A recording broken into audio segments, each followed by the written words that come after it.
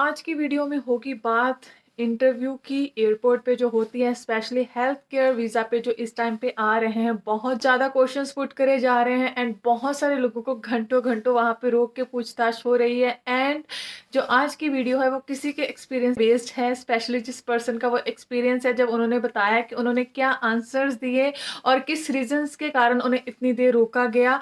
तो वो मेरे लिए बहुत शॉकिंग था। तो मैंने सोचा कि व्यूअर्स को ये चीज़ बताई जाए कि आप वो गलतियां बिल्कुल भी ना करें जो गलतियां उस पर्सन ने यहाँ पे आने से पहले ही करी थी। तो hello guys, welcome once again. स्वागत है आपका एक और नई वीडियो में। तो मेरा नाम है गुरप्रीत, आप देख रहे हैं यू मी एंड इंग्लैंड। सबसे पहले थैंक यू फॉर दोस्त जो मेरे रिटर्नर व्यूअर्स हैं एंड जो नए आए हैं इस चैनल पे, उनका वेलकम। अगर आप मेरा चैनल फर्स्ट टाइम विजिट कर रहे हो तो आप जो चैनल सब्सक्राइब कर सकते हो for more informative video, specially about UK life, UK visas. अगर आप यूके में आ चुके हैं तब भी चैनल आपके लिए हेल्पफुल होगा, और अगर आप आने का प्लान करें देन इस चैनल पे डेफिनेटली आपको बहुत सारी ऐसी वीडियोस मिल जाएंगी जो किसी ना किसी वे में आपकी हेल्प जरूर करेंगी। So do subscribe guys if you are new at my channel. तो स्टार्ट करते हैं आज की वीडियो। तो रिसेंटली कुछ दिन पहले मुझे एक पर्सन मिले थे जिन्होंने रिसेंटली हेल्थ केयर वीज़ा पे यहाँ पे मूव करा है। एक्चुअली में जिस फ्लैट में, जिस बिल्डिंग में मैं रह रही हूँ, वो सेम ही बिल्डिंग में वो आए थे, किसी के रिलेटिव थे।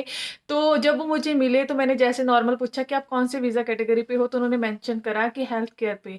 तो फिर उन्होंने खुद ही बात करने स्टार्ट कर दी कि उनसे काफ़ी चीज़ें पूछी गई एयरपोर्ट पे।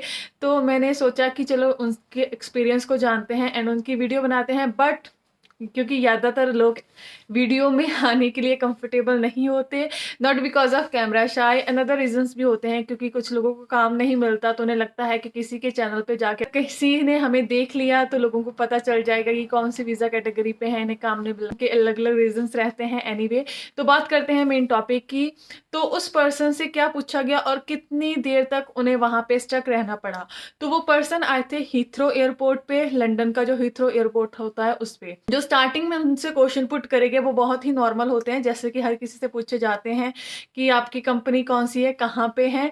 देन उन्होंने एक क्वेश्चन पुट करा कि आप अपनी कंपनी का कॉन्टैक्ट नंबर बताइए। उस पर्सन को अपनी कंपनी का कॉन्टैक्ट नंबर ही नहीं पता था, कोई ईमेल नहीं पता थी। उसके बाद उन्होंने बोला कि आपने अपनी कंपनी को कॉन्टैक्ट करा होगा, कोई मेल, कोई ईमेल, कुछ तो होगा आपके पास। तो उस पर्सन के पास कुछ भी नहीं था। उस पर्सन के पास सर्टिफिकेट ऑफ स्पॉन्सरशिप की कॉपी थी, बट उस पर्सन के पास अपनी कंपनी के बारे में कोई भी इंफॉर्मेशन नहीं थी, नॉट इवन लाइक कोई कंपनी का नंबर। अगर आपके पास कोई कम्युनिकेशन नहीं है, लाइक कोई रिकॉर्ड नहीं है, बट एटलीस्ट आपको अपनी कंपनी का नंबर, नेम, एग्जैक्टली ये सारी चीज़ें पता होनी चाहिए। तो यहाँ से उन्होंने स्टार्ट करा कि अगर इस पर्सन के पास कंपनी का नंबर नहीं है या इनका कोई कॉन्टैक्ट डिटेल नहीं है तो इस कंपनी में वो बंदा आ कैसे रहा है जिन्होंने स्पॉन्सरशिप ली है। तो उसके बाद उस पर्सन को काफ़ी देर के लिए रोक के रखा गया, उनसे काफ़ी ज़्यादा क्वेश्चंस पुट करे। तो जब उन्होंने कुछ ऐसे क्वेश्चंस का आंसर नहीं दिया तो उस पर्सन को सेपरेट रूम में लेके जाया गया और वहाँ पे उससे 3 से 4 ऑफिसर्स ने पूछा। वहाँ पे कोई पुलिस पर्सन था ऐसा उन्होंने बोला, हो सकता है कि शायद एयरपोर्ट सिक्योरिटी का कोई मेंबर हो। तो उन्होंने बोला कि वो थे वहाँ पे और उन्होंने उनसे काफ़ी क्वेश्चन पुट करे, काफ़ी क्वेश्चंस जो नॉर्मल होते हैं प्रोफाइल के बारे में, कि आपका कोई एक्सपीरियंस है सेम फील्ड का। बट गुड थिंग ये थी कि उस पर्सन का फार्मेसी का एक्सपीरियंस था, जो कि उन्होंने बोला कि हाँ मैं सेम फील्ड से बिलोंग करता हूँ, मेरे पास फार्मेसी का एक्सपीरियंस है। देन उसके बाद उन्होंने पूछा कि ये जॉब कैसे मिली। पर द वर्स्ट थिंग ये थी कि उस पर्सन के पास जॉब लेने की प्रोसेसिंग का कोई भी आंसर नहीं था, वो टोटली ब्लैंक थे उन सारे आंसर्स में।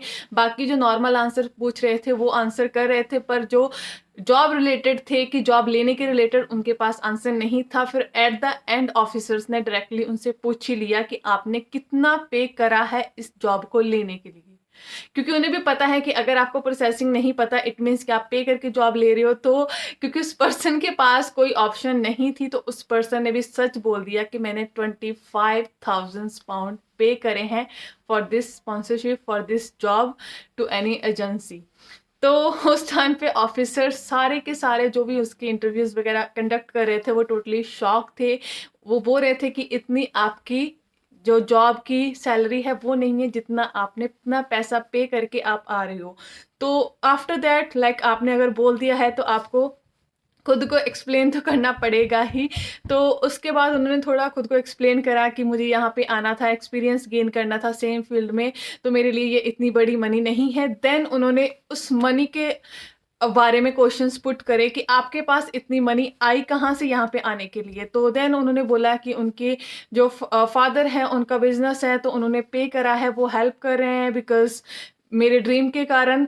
समहाउ लाइक बातें बनाई तो एट द एंड पता नहीं शायद ऑफिसर्स को ये लगा होगा कि खैर चलो पर्सन ने सच बोला, उन्होंने उसकी एंट्री तो अलाउ कर दी क्योंकि उसके पास वीज़ा था। But it was so shocking कि अगर आप सीधा सीधा बोल रहे हो कि आपने ये जॉब खुद हासिल नहीं करी है, आपने ये स्पॉन्सरशिप ली नहीं है, आपने ये स्पॉन्सरशिप खरीदी है इनडायरेक्टली या डायरेक्टली जो भी मैं बोलूँ, तो उस पर्सन ने यही सीधा बोल दिया कि हाँ मैंने ये स्पॉन्सरशिप खरीदी है।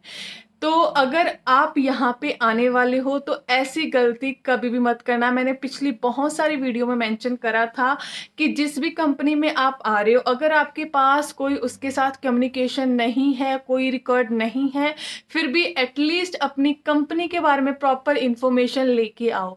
कंसल्टेंट्स नहीं बताते, बहुत सारे कंसल्टेंट्स नहीं बताते, पर पूछ के आओ क्योंकि आप ऑलरेडी पैसे पे कर चुकी होती हो। वो बंदे की किस्मत अच्छी थी कि उसे डिपोर्ट नहीं करा गया, बट ऐसे सिनेरियो में डिपोर्ट भी करा जा सकता है। अगर ऑफिसर्स को लगा तो वो डिपोर्ट भी कर सकते हैं, it's not a big deal. तो अगर आपके पास प्रॉपर इंफॉर्मेशन होगी, अपने डॉक्यूमेंटेशन पूरे रखिए। काफ़ी लोग मुझे अब रिसेंटली काफ़ी मैसेजेस कर रहे हैं, कमेंट्स भी आते हैं कि उनके जो एजेंट्स हैं, कंसल्टेंट्स हैं, वो उन्हें कॉस्ट नहीं दे रहे, सर्टिफिकेट ऑफ स्पॉन्सरशिप नहीं प्रोवाइड करवा रहे हैं। वीज़ा उनका आ चुका है पर उनके पास डॉक्यूमेंट ही नहीं है।